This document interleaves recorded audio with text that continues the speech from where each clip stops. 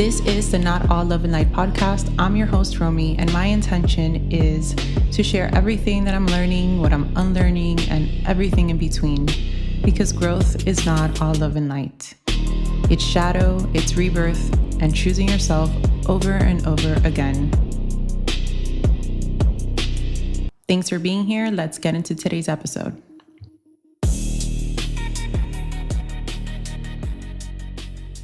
Today, I want to talk about avoidance. And the reason why I want to talk about this is because I feel it's very important for people to really realize that not everything that you think is peaceful is actually peace.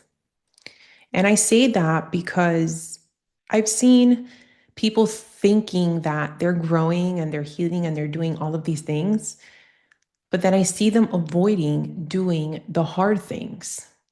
The sitting with themselves, the shadow work, the having hard conversations because they're uncomfortable, cutting people off that they've been friends with for so long without having a conversation because we do have different projections and different mindsets. Now, I'm not talking about people that have wronged you and did something really messed up to you, but I'm talking about you creating the story about someone and just cutting them off because, you're not dealing with that and you only want peace in your life. That's not peaceful because you're still living with that inside of you. People disguise their healing and their growth. Like, I have so much peace, and all they're doing is avoiding their shit and getting really good and not feeling anything. They're suppressing a lot. I see avoidance a lot with people that are really busy all the time. They always have something to do. They don't know how to just chill and not have to constantly be distracted. They're overworking, they're overplanning, they're constantly researching something. They're always busy in their head. And I say that because they do not know how to put the phone down, not have any distractions, and sit in silence. There always needs to be some type of stimulation, whether it's a phone, whether it's a podcast, whether you're listening to music, not that any of these things are bad. Obviously, I host a podcast. I want you to listen to the podcast. But creating time to be intentional, to sit in silence. And I'm not just saying in meditation. Be in your room without doing anything. Being so productive all of the time, it's a really good hiding place for people who like to avoid things. And let me not get into the scrolling, the doom scrolling, the having the drink, doing substances, binging nonstop, your shopping cart at 1 a.m., compulsive shopping. People buy things just because they're hoarders. They need to have stuff, right? What are you avoiding by filling your space with so many things? It's become such a normal thing that it doesn't even feel like you're doing anything wrong. It just feels like a normal Tuesday. You're just doing the thing. This is part of your normal life. But I'm here to call you out on it because real healing, real growth, real change happens when you start facing the things that you are avoiding. What comes up for you if you sit in silence? What is it that you're running from? That's where the work is. You've become an expert at creating a life where it's organized around not feeling anything, not facing certain things, just avoiding, not dealing with it. I don't want to deal with it. I don't want to do it. I don't want to face it. And this gets really dangerous when you just throw in a little bit of spiritual bypassing.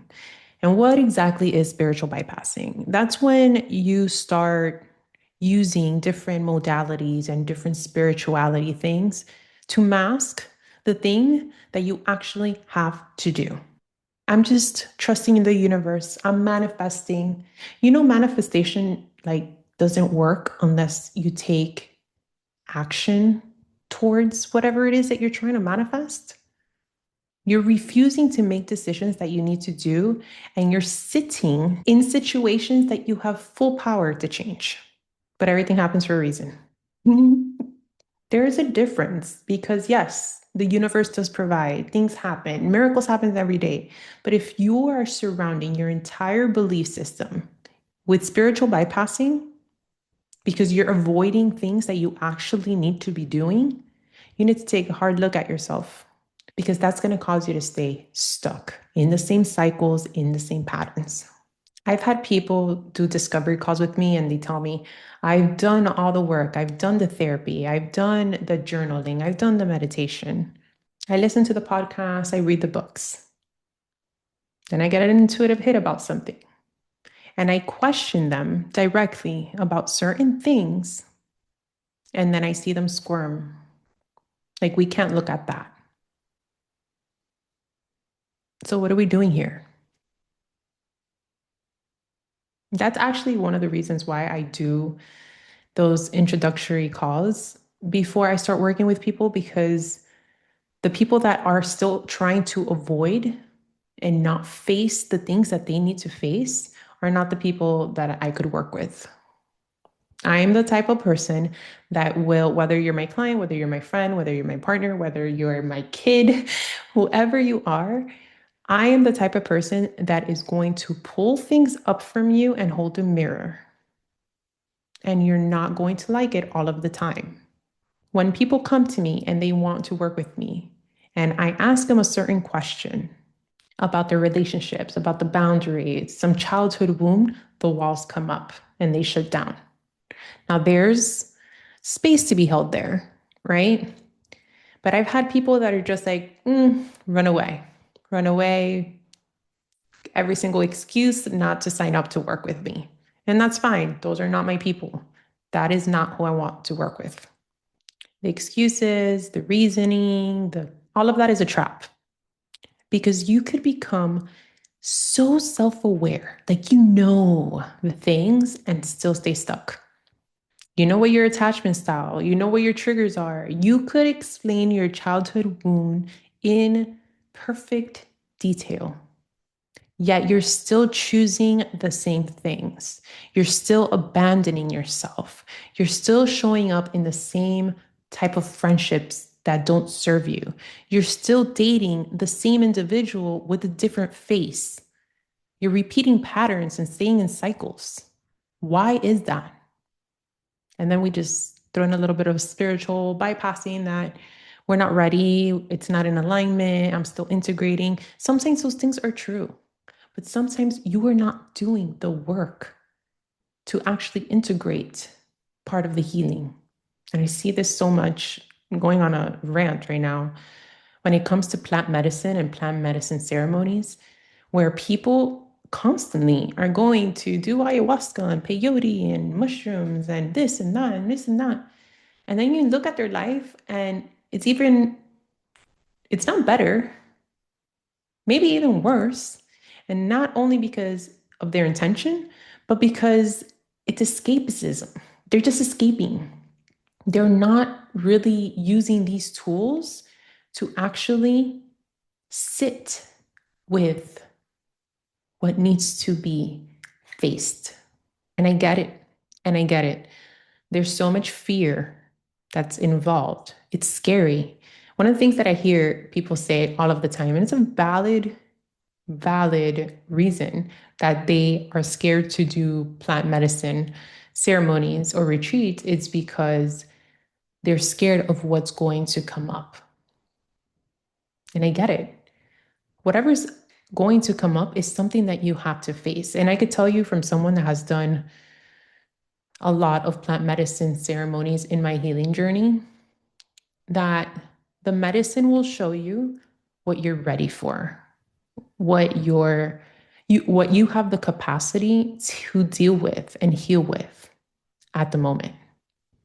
Of course, the space, the environment being safe is very, very important. And that's why you see people that have been doing personal development for so long. And I could tell you, I was one of those people too.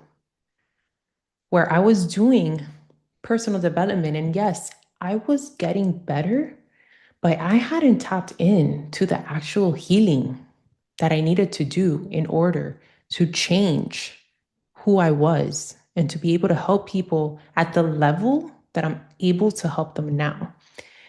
Even as a life coach, when I started life coaching people, the type of work that I did when I first started is very different than the type of work that I do now. It was more like your habits, your routines, your fitness, personal development, reading, being better, all of that, which is still good, but it's not going to make substantial, lasting change, true change from the inside.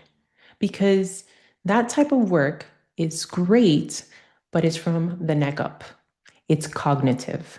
And a lot of these patterns that you're repeating lives in your body, in your nervous system.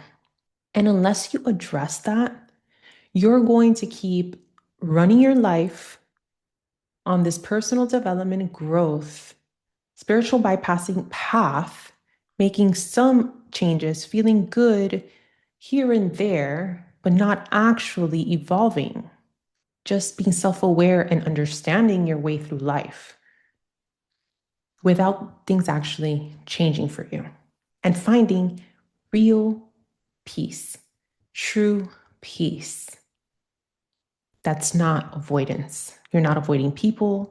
You're not avoiding certain situations. You're not avoiding yourself.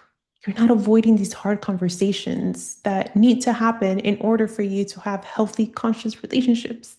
Sitting in the discomfort of someone else being hurt or uncomfortable because of a conversation that you needed to have without you immediately trying to fix it and just allowing what needs to happen, you will gain so much confidence and you will learn so much about yourself and how much strength you actually have because you are capable of doing these hard things. Something as simple as even being addicted to your phone and just putting it down whenever you find yourself doom scrolling and asking yourself, what am I trying to feel right now? What am I avoiding? What don't I want to think about? There's a difference if you set some time to scroll. There's entertaining things you want to consume. I get it. But if you're out to dinner or you're at an event and you're not present in the moment because you're on your phone, instead of spending quality time with the people that you're with, that's a problem. You need to escape instead of being present in that moment. Why? How do you think that makes the people that actually want to spend quality time with you? How does that make them feel? Do you think that they want to keep showing up and spending their time with you? Because you're spending your time on the phone the entire time. What are you avoiding? What do you need that distraction for? Why can't you be present with someone? Why can't you be present in an experience? Ask yourself those questions because they're very, very real. The things that are underneath that.